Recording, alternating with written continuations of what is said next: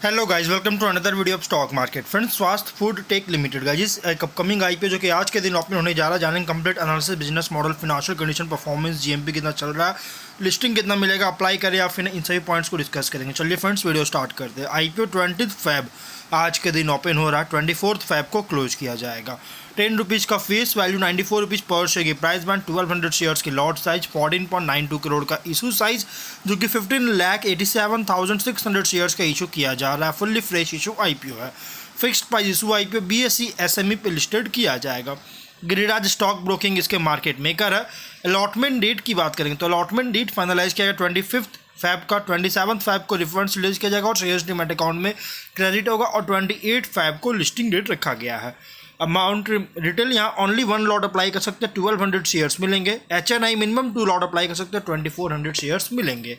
वहीं अगर प्रोमोटर की बात करें तो कंपनी के प्रोमोटर दिलीप छाजर, श्री जैन, लक्ष्य जैन, वंदना छाजर और Chhajer agro products private limited. Dilip Chand Chhajer HUF इसके प्रोमोटर है। प्री इशू होल्डिंग 100% का, पोस्ट इशू 72.9% का होल्डिंग देखने को मिल जाएगा। वहीं बिजनेस की बात करें तो 2021 में इनकॉर्पोरेट हुआ था, ज़्यादा पुराना कंपनी नहीं है, रिसेंटली इनकॉर्पोरेट हुआ था। जो कि ये राइस ब्रांड ऑयल, मतलब राइस ब्रांड ऑयल प्रोसेस करती है और इसका प्रोसेस करने में इंगेज है। और इसके ये जो ऑयल है ये मतलब कि सेल के लिए ऑयल मैन्युफैक्चरर्स और पैकर्स को सेल के लिए जैसे ये राइस ब्रांड ऑयल को प्रोसेस में इंगेज है।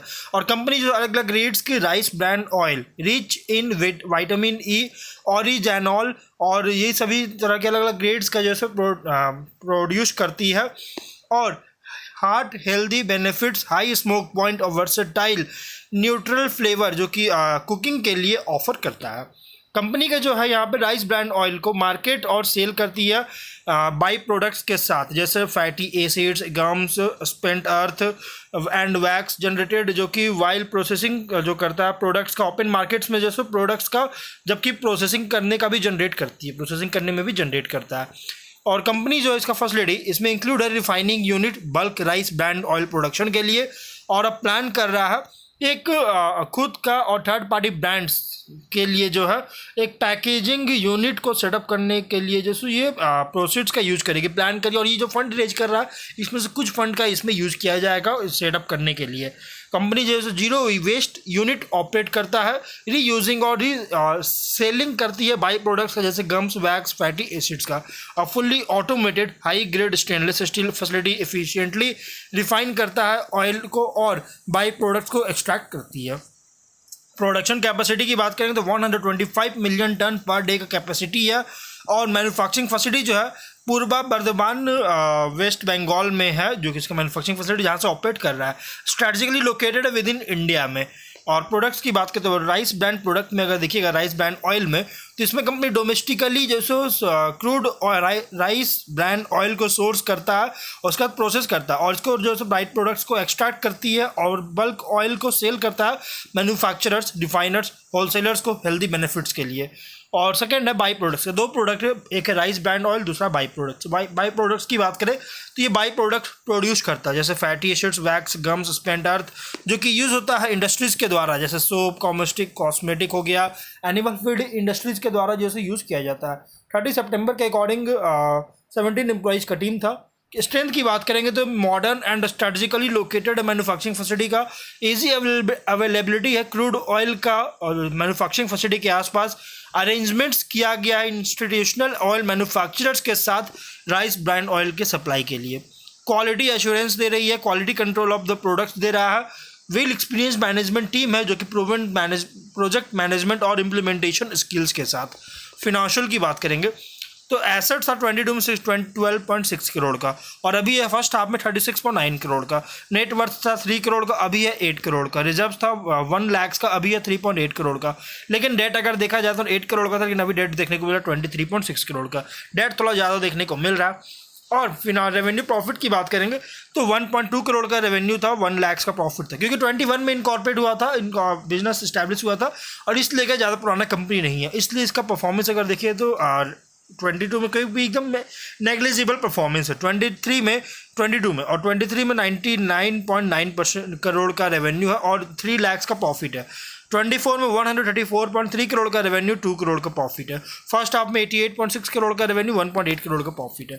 देखिए टॉप लाइन तो कंपनी का इंक्रीज कर रहा है, लेकिन बॉटम लाइन जो है अगर देखा जाए तो बॉटम लाइन जो है ना ये थोड़ा सा नेग्लिजिबल देखने को मिल रहा है। मतलब कि उसमें से कि हाई कॉम्पिटिटिव मार्केट में ऑपरेट कर रहा और मार्जिन बहुत ही लो है। कंपनी का जो मार्जिन है बहुत ही लो है, जो कि अराउंड पीएटी मार्जिन है 1.44% का, ROE 31% का, ROC 13.5% का, डेट इक्विटी 3.75। जो मैंने बताया डेट बहुत ज़्यादा है कंपनी पर, ये थोड़ा सा कंसर्न रेज करने वाली बात है। Price to book value 6.43 times का, पी रेशियो 20.77 टाइम्स का है।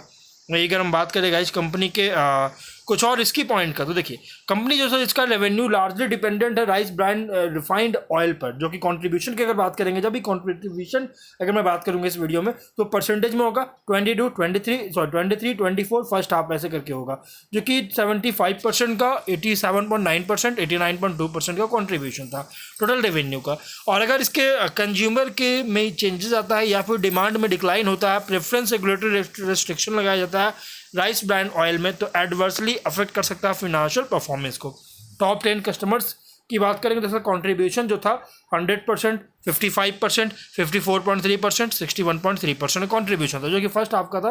और बहुत ज़्यादा मतलब इसका जो रेवेन्यू है यहाँ पे अगर देखा जाए ना, तो टॉप 10 कस्टमर्स की जो रेवेन्यू है यहाँ पे और इस बहुत ज़्यादा इस पर डिपेंडेंट है। और इसलिए अगर इस कस्टमर्स को रिटर्न करने में अगर फेलियर होता है या कस्टमर बेस को एक्सपैंड नहीं कर पाता या क्लाइंट से बिजनेस में लॉस होता है, तो कंपनी का बिजनेस और फिनेंशियल स्टैंडिंग जो है इसको एडवर्सली अफेक्ट कर सकती है।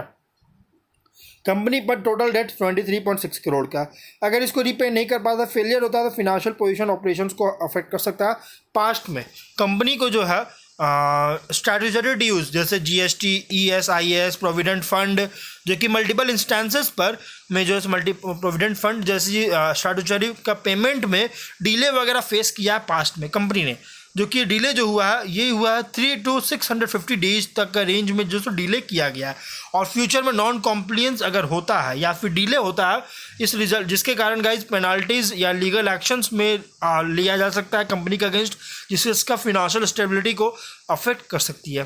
कंपनी का ओनली मैन्युफैक्चरिंग फैसिलिटी है वर्धमान वेस्ट बंगाल में। एडवर्स चेंज अगर आता है वर्धमान रीजन में तो गाइज कंपनी के जो ऑपरेशन है डिस्टर्ब कर सकता है, प्रोडक्शन डिले के कारण एक लीड हो सकता है, रेवेन्यू लॉस कर सकती है, तो ये बहुत ज़्यादा इंपैक्ट कर सकता है। GMP इसका अपडेट नहीं किया गया, GMP बिल्कुल भी नहीं गया, 0 रुपीज़ का GMP है, कोई भी अपडेट नहीं हुआ है।